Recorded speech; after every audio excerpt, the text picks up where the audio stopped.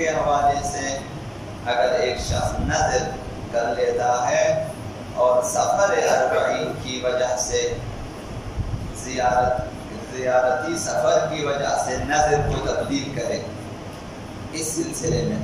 سوال کیا کہ کسی نے ہر سال 40 کے لیے نیاز پکانے کی نظر کی ہے کہ ہر سال 40 کے دن چہلم کے دن مثلا کھانا کھلاؤں گا نظر وغیرہ نظر کی ہے، اب ایک سال یہ شخص خود 40 پہ جانا چاہتا ہے کربلا، اب وہ عراق میں ہے تو نظر کی صورتحال کیا ہوگی؟ اس نے نظر کیا ہر سال 40 پہ نظر اور نیاز دینا ہے، لیکن اس سال خود 40 پہ یہاں اپنے شہر میں موجود نہیں ہے، تو کیا طریقہ کار ہے؟ فرمایا جواب میں کہ اگر نظر کا شرعی صیغہ نہ پڑا ہو، نظر ہمیشہ اس وقت منعقد ہو جاتی ہے جب صیغہ نظر شرعی احکام کے مطابق پڑھا گیا ہو، چاہے وہ عربی زبان میں آپ نے صیغہ نظر پڑھا ہے یا اپنی زبان میں، فرق نہیں پڑتا۔ انسان خدا کی خاطر کسی اچھے عمل کو اپنے اوپر لازم کر دے،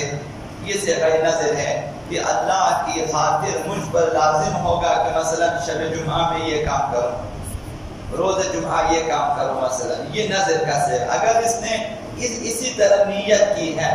کہ خدا کی خاطر مجھ پر لازم ہوگا کہ ہر 40 کو میں نظر نیاز دے دوں، مثلا غریبوں میں کھانا وغیرہ،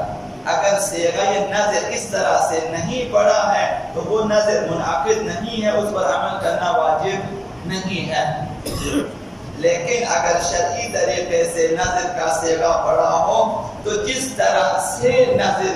کا صیغہ پڑا ہے اسی طرح عمل کرنا واجب ہے۔ اگر اپنے شہر میں نظر دینے کا نظر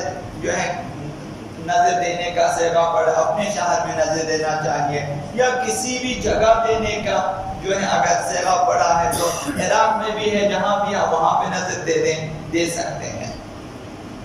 دوسرا سوال یہ ہے کہ کیا ہو سکتا ہے کہ 40 کے دن کی جو نظر کی ہے اسے ایک دن پہلے دے دیں؟ مثال کے طور پہ 40 کے دن اسے یا فرصت نہیں ہے یا وہ موجود نہیں چاہتے ہیں کہ ایک دن پہلے دے دیں، یہ جواب بھی وہی جو سابقہ جواب ہے، جس طرح سے نظر کا صیغہ پڑا ہے۔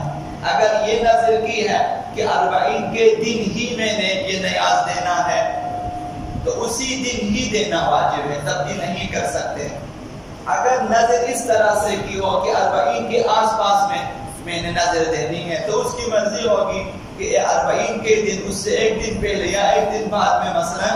وہ دے دیں، چونکہ اس نے اس طرح سے نیت کی ہے کہ ان 2-3 دنوں میں نے مثلا امام حسین کے لیے نظر دیں گے 40 کے۔ اگر نظر میں معین کر دیتے ہیں تو اسی طرح سے انجام دینا واجب ہے، خلاف ورزی حرام ہے، جائز نہیں ہے۔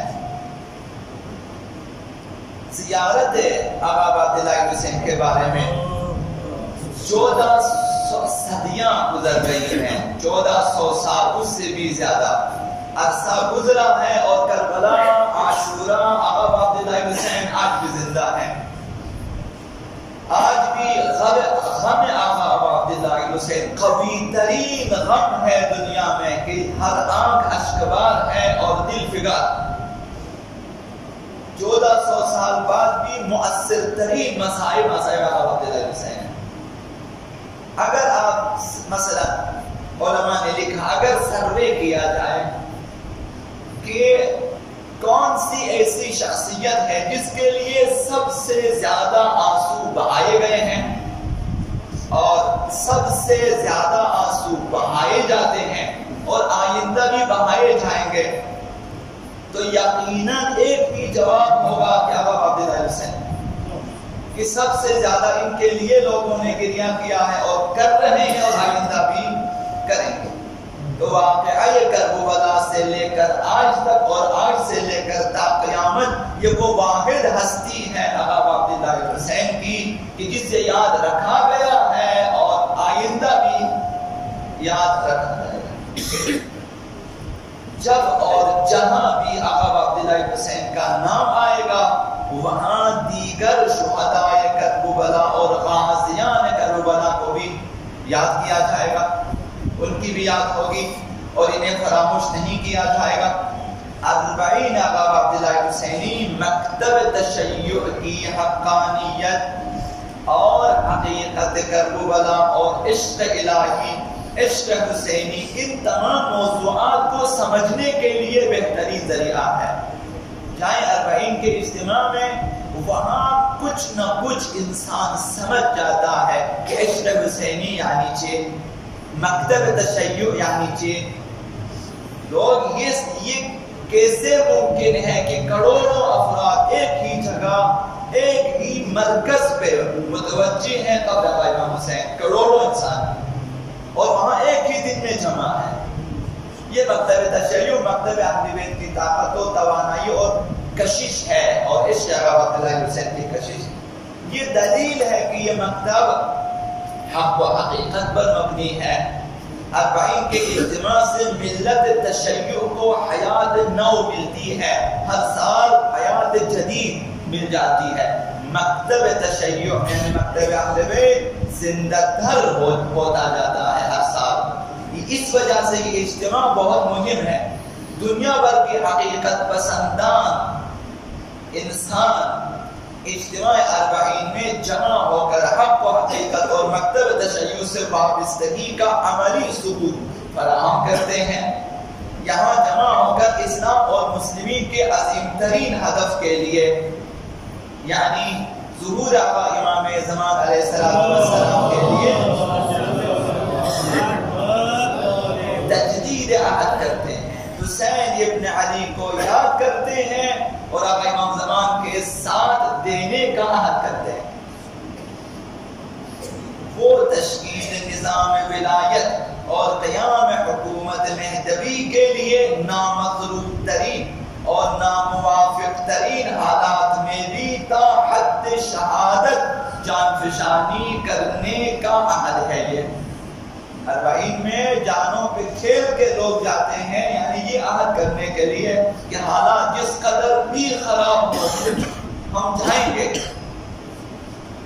کربلا جائیں گے۔ اگر آقا امام زمان علیہ السلام کی طرف سے اگر دعوت ہوتی ہے، بلاوا آتا ہے، ہم وہاں بھی بدترین حالات میں بھی ان کی مدد کے لیے اور ان کی نصرت کے لیے ہم پہنچیں گے۔ تو یہ ہدف کہ آقا عبداللہ حسین کے نام پہ جمع ہونا اور آقا امام زمان کے لیے آمادہ ہونا، یہ وہ ہدف ہے کہ جسے ہر مسلمان اور ہر شیعہ حسینی کو چاہیے کہ کبھی فراموش نہ کریں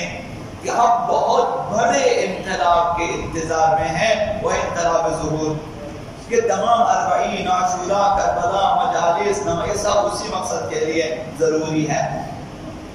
حضرت آقا امام سجاد علیہ السلام اور اسی طرح باقی محترمات عصمت کا واپس 40 کے دن کربلا میں آنا اسی مقصد کے لیے تھا، تجدید عہد کے لیے کہ ہم حسین اور حسینیوں کو فراموش نہیں کریں گے اور تا ظہور آقا امام زمان علیہ السلام اس راہ کو ہم جاری رکھیں گے۔ باسمك العظيم الأعظم الأعز الأجل الأكرم يا الله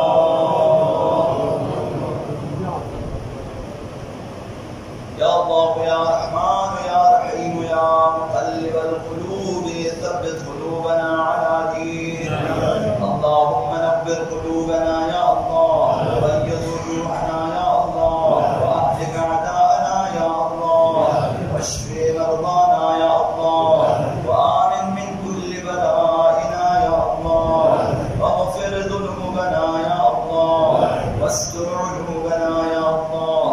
بحق محمد وآله الطيبين الطاهرين إلى رحم المؤمنين والمؤمنات رحم الله من يقرأ الفاتحة